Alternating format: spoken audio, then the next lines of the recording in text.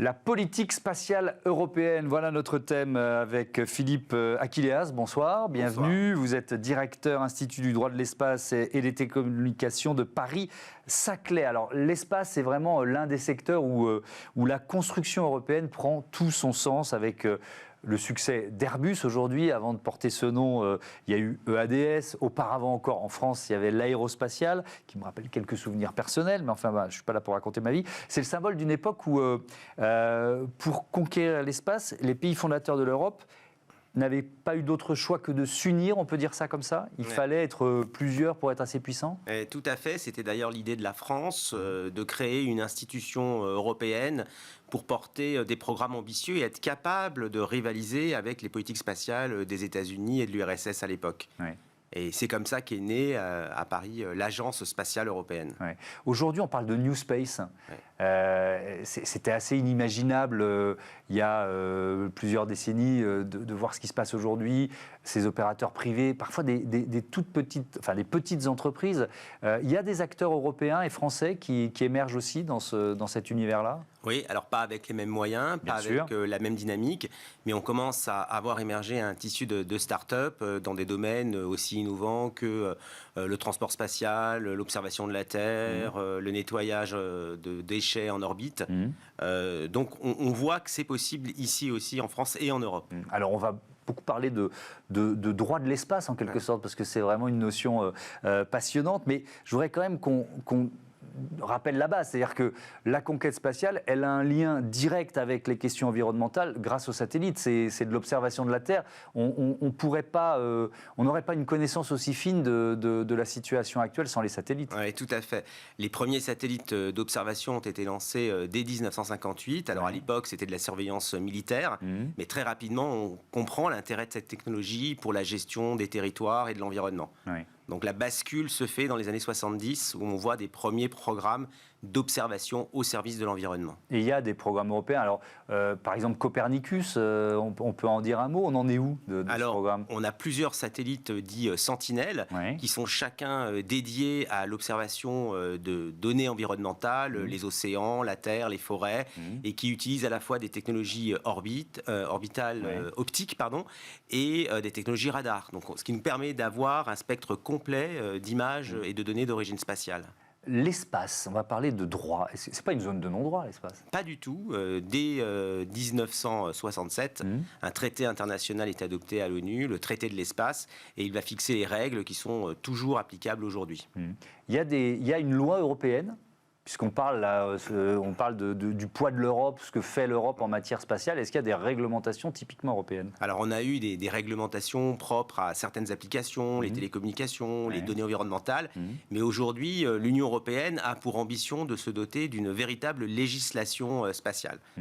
C'est assez inédit et d'ailleurs imprévu, car l'Union européenne ne dispose pas de compétences en matière d'harmonisation des législations spatiales nationales. C'est chaque pays qui a sa compétence. Et alors, ça pourrait porter sur quoi, cette législation spatiale européenne ? 3 piliers envisagés. La protection de l'environnement spatial, la protection des biens spatiaux contre les cyberattaques ou autres activités malveillantes, et l'étude de l'impact environnemental de l'activité spatiale sur Terre. L'impact environnemental de l'espace, on parle de quoi ? Des débris, notamment ? Protection des orbites, c'est principalement la question des débris, effectivement. Il y en a beaucoup ? Énormément. On ne peut pas aujourd'hui tous les cataloguer, car vous avez des débris qui sont d'une taille extrêmement petite, moins d'1 centimètre, et ceux-ci sont inobservables. On voit quels sont les gros débris, c'est-à-dire que dès lors que vous lancez un objet dans l'espace, celui-ci reste en orbite pendant plusieurs années, voire éternellement, lorsqu'il est placé en orbite suffisamment haute. Le problème, c'est la saturation de certaines parties de l'espace, notamment les orbites basses et très basses. Aujourd'hui, d'ailleurs, quand on lance un objet dans l'espace, on doit intégrer sa destruction, son retour sur Terre et sa destruction, c'est ça ? C'est ce que prévoit en tout cas la loi française et la loi américaine qui prévoit la désorbitation ou l'élimination des satellites qui sont en orbite basse. Il y a souvent des collisions. Il y en a eu quelques-unes, c'est encore très rare, heureusement, et car si vous avez une collision, vous pouvez avoir un effet domino avec des débris qui vont venir entrer en collision avec d'autres débris, qui entrent en collision avec d'autres débris, etc. Donc à ce stade, nous avons beaucoup de chance, nous avons évité les dommages. L'an dernier, je crois, il y a eu, j'ai vu passer ça, la Station Spatiale Internationale qui a dû un peu changer de route pour éviter un satellite, c'est ça? Tout à fait. Donc là, ce sont les premiers enjeux en termes de gestion du trafic spatial. On voit apparaître ces questions avec la multiplication des satellites. Donc aujourd'hui, il nous faut des règles claires et c'est ce que d'ailleurs veut l'Union européenne. Il faut savoir qui doit manœuvrer en cas de collision. Comment manœuvrer, comment informer aussi les opérateurs des risques de collision. Quand on parle d'Europe spatiale, il y a des enjeux, alors là on l'a vu, des enjeux de débris, de pollution, on peut employer ce terme-là. Il y a aussi des enjeux quoi? De compétitivité, évidemment, de souveraineté, ça c'est un mot très important.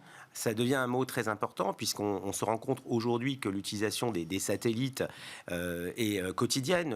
En France, nous utilisons 47 satellites par jour. Chaque individu utilise 47 satellites par jour.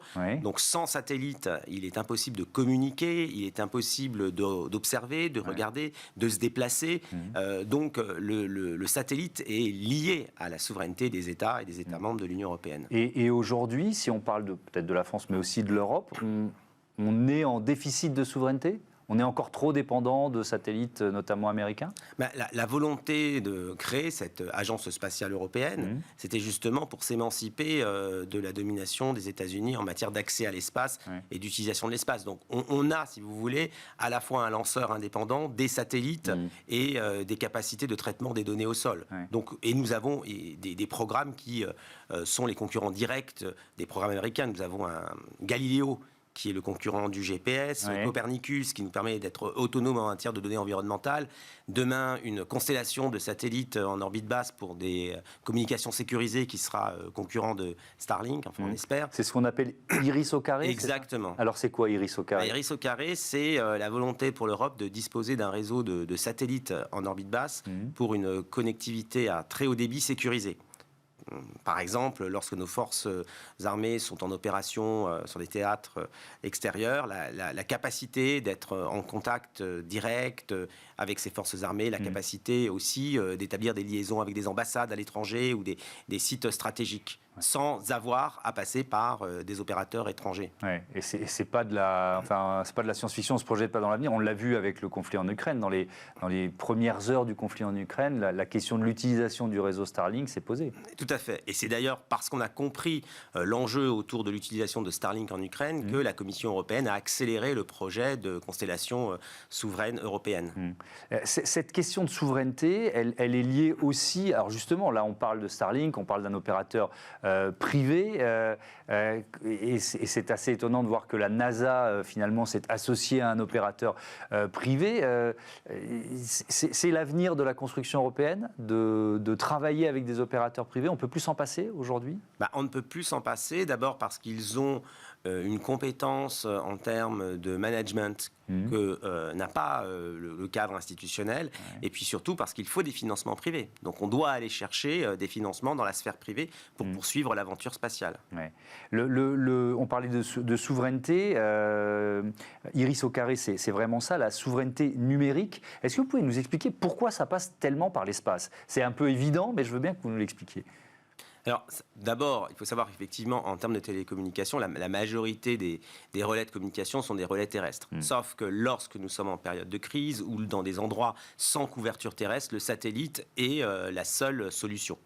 Donc nous devons absolument avoir un réseau de secours et un réseau capable aussi de couvrir des zones extrêmement éloignées, les océans, les pôles, les zones blanches, et c'est le satellite. Est-ce que vous êtes optimiste, on va terminer là-dessus, sur l'avenir de l'Europe spatiale? Parce qu'on est dans une année un peu compliquée, où on n'a pas encore de lanceurs opérationnels. Si vous voulez, là se joue l'avenir de l'Europe spatiale parce qu'on est pris dans une concurrence avec les Américains et les entreprises privées du New Space très performantes et la montée en puissance de la Chine, de l'Inde et d'autres pays.